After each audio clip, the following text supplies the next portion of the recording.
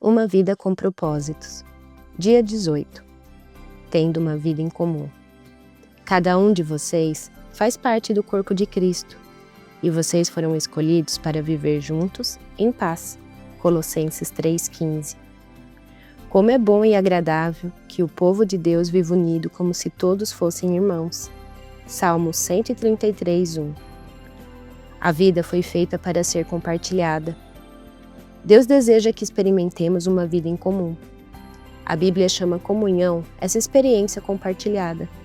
Hoje em dia, entretanto, essa palavra perdeu grande parte de seu significado bíblico, e comunhão, ou confraternização, quase sempre é uma referência à conversa casual e alguma atividade social, à comida e à diversão. A pergunta, de qual igreja você participa, significa, qual igreja você frequenta? Ficar para a confraternização normalmente significa esperar pelo lanche. Comunhão é muito mais que apenas aparecer nos cultos. Significa experimentar a vida juntos. Isso inclui amar de modo altruísta, compartilhar com transparência, servir nas necessidades práticas, autossacrifício, consolar solidariamente e todas as outras atividades seguidas da expressão uns aos outros, encontradas no Novo Testamento. Quando se trata de comunhão, o tamanho importa. Quanto menor, melhor. Você pode adorar no meio de uma multidão, mas não pode ter comunhão com todos ao mesmo tempo. Quando um grupo aumenta para mais de 10 pessoas, alguém deixa de participar, normalmente o mais reservado, e umas poucas pessoas acabam dominando o grupo. Jesus ensinava dentro do contexto de um pequeno grupo de discípulos. Ele podia ter escolhido mais, mas sabia que 12 pessoas era o número máximo, razoável para um grupo em que se pretende que todos participem. O corpo de Cristo, assim como o próprio corpo humano, é na verdade um conjunto de muitas células pequenas. A vida do corpo de Cristo, tal qual o nosso corpo, está contida no interior das células. Por essa razão, todo cristão deve fazer parte de algum pequeno grupo, dentro de sua igreja, um grupo de comunhão nas casas, uma classe de escola dominical, um grupo de estudo bíblico. É nesses encontros que ocorre a verdadeira comunhão, não nas grandes reuniões. Se você imaginar sua igreja como um navio, os diversos grupos são os botes salva-vidas presos a ele. Deus fez uma fantástica promessa a respeito dos pequenos ajuntamentos de cristãos.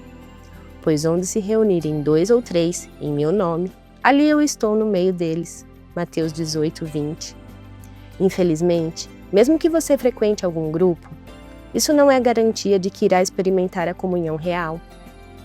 Muitas classes de escola dominical e outros grupos na igreja ficam presos à superficialidade e não fazem ideia de como é experimentar a verdadeira comunhão.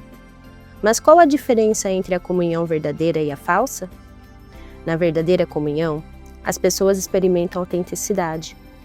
A comunhão autêntica não é superficial, não se resume a conversas sobre banalidades. É genuína, de coração para coração, às vezes chegando ao ponto de compartilhar assuntos íntimos. A comunhão ocorre quando as pessoas se mostram honestas a respeito de si mesmas e do que está acontecendo em sua vida. Elas dividem mágoas, revelam sentimentos, confessam falhas, dão a conhecer dúvidas, admitem medos, reconhecem suas fraquezas e pedem ajuda e oração. A autenticidade é exatamente o oposto do que você encontra em algumas igrejas. Em vez de uma atmosfera de honestidade e humildade, há uma conversação fingida, encenada, politiqueira, superficialmente educada e frívola. As pessoas vestem máscaras, mantêm a guarda e agem como se sua vida fosse bem-sucedida em todos os aspectos. Essa atitude decreta a morte da verdadeira comunhão. Somente quando somos sinceros sobre a nossa vida é que experimentamos a real comunhão. A Bíblia diz, se porém andarmos na luz, como Ele está na luz, temos comunhão uns com os outros, se a verdade não está em nós. 1 João 1, de 7-8. O mundo pensa que a intimidade ocorre no escuro, mas Deus diz que ela faz parte da luz. As trevas são usadas para esconder ferimentos, erros, medos, fracassos e falhas. É na luz que trazemos todos para um lugar aberto e admitimos quem realmente somos. Naturalmente, Ser autêntico exige coragem e, ao mesmo tempo, humildade. Significa enfrentar o medo de ser exposto, da rejeição e de ser novamente magoado. Por que alguém correria tal risco? Porque é a única maneira de crescer espiritualmente e ser emocionalmente saudável. A Bíblia diz: façam disso uma prática comum. Confessem seus pecados uns aos outros e orem uns pelos outros, para que vocês possam viver juntos, integrados e curados. Tiago 5:16. Só cresceremos assumindo riscos, e o mais difícil de todos é ser honesto com você mesmo e com os outros. Na verdadeira comunhão, as pessoas experimentam reciprocidade. Reciprocidade é a arte de dar e receber. É depender um do outro, a Bíblia diz. O modo pelo qual Deus formou o corpo humano é um modelo que nos ajuda a entender nossa vida comunitária na igreja. Cada parte depende da outra. 1 Coríntios 12:25. A reciprocidade é a essência da comunhão, edificar relacionamentos recíprocos, compartilhar responsabilidades e ajudar uns aos outros. Paulo disse: quero que nos ajudemos uns aos outros com a fé que possuímos. A sua fé me ajudará, e a minha fé ajudará vocês. Romanos 1:11-12. Somos mais constantes em nossa fé quando outras pessoas caminham conosco e nos incentivam. A Bíblia recomenda responsabilidade, incentivo, honra e serviço recíprocos. Em mais de 50 ocasiões no Novo Testamento, somos orientados a realizar diferentes tarefas uns aos outros e uns dos outros. A Bíblia diz: esforcemo-nos em promover tudo quanto conduz à paz e à edificação mútua. Romanos 14:19. Você não é responsável por todos no corpo de Cristo, mas tem responsabilidades para com eles. Deus espera que você faça tudo o que puder para ajudá-los. Na verdadeira comunhão, as pessoas experimentam compaixão. Compaixão não é dar um conselho ou oferecer uma ajuda eventual, é penetrar e compartilhar a dor dos outros. A compaixão diz: compreendo o que você está passando, e o que você sente não é estranho nem absurdo. Alguns chamam isso empatia, mas a palavra bíblica é compaixão. A Bíblia diz: como povo santo, sejam compassivos, bondosos, humildes, mansos e pacientes. Colossenses 3:12. A compaixão satisfaz duas necessidades fundamentais do ser humano: a de ser compreendido e a de ter seus sentimentos respeitados. Compreender e respeitar o sentimento de alguém abre caminho para a comunhão. O problema é que estamos quase sempre tão ansiosos por corrigir situações que não temos tempo de sentir compaixão. Ou então, estamos preocupados com nossas mágoas. A autopiedade esgota completamente a compaixão pelas outras pessoas.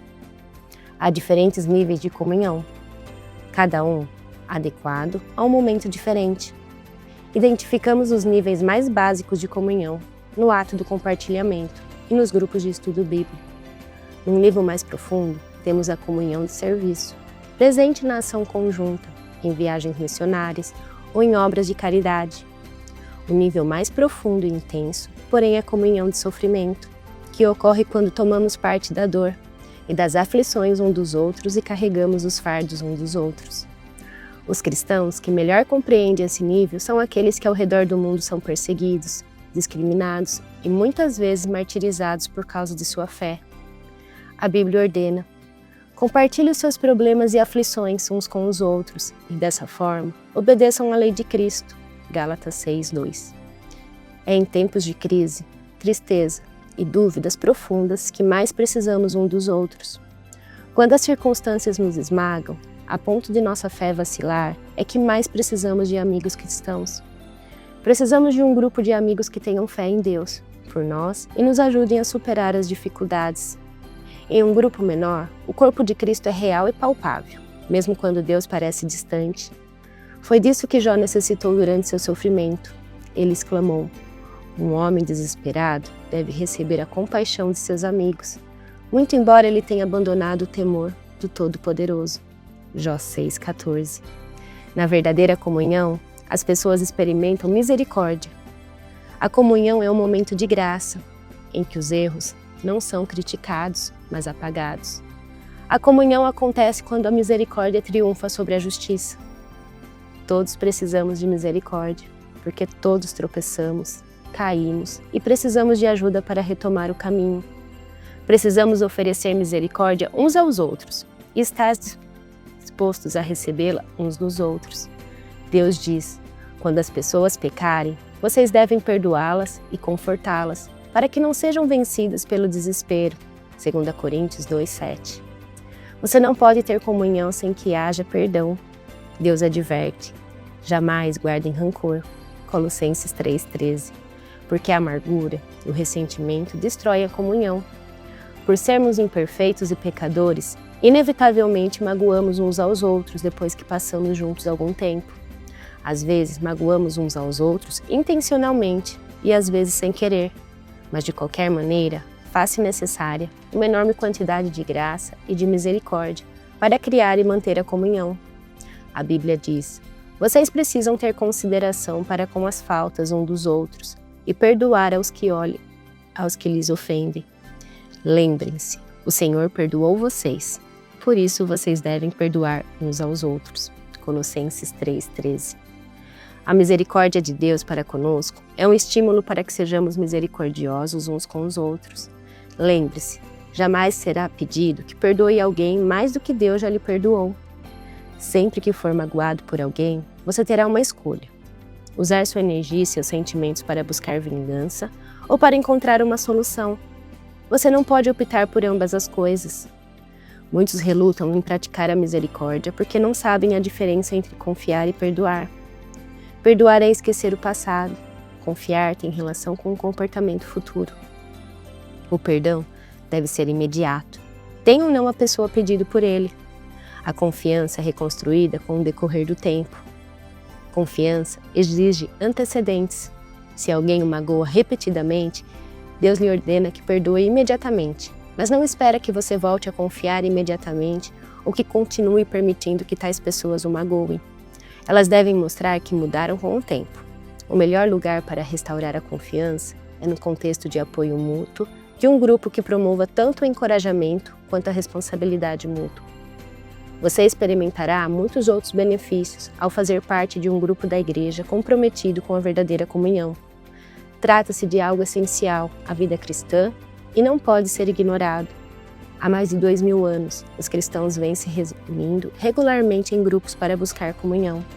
Se você nunca fez parte de um grupo ou de uma reunião como essa, não sabe o que está perdendo. No próximo capítulo, veremos o que é necessário para criar esse tipo de comunidade com outros fiéis. Mas espero que este capítulo o tenha deixado ansioso para experimentar a autenticidade, a reciprocidade, a compaixão e a misericórdia da verdadeira comunhão. Você foi criado para viver em comunidade. Dia 18. Pensando sobre o meu propósito de vida. Tema para reflexão: preciso de outras pessoas em minha vida. Versículo para memorizar: compartilhe os seus problemas e aflições uns com os outros e dessa forma obedeçam à lei de Cristo. Gálatas 6:2. Pergunta para meditar: que posso fazer hoje para me unir a outro irmão de maneira mais íntima e verdadeira? Que seu dia seja abençoado, em nome do Senhor Jesus. Amém.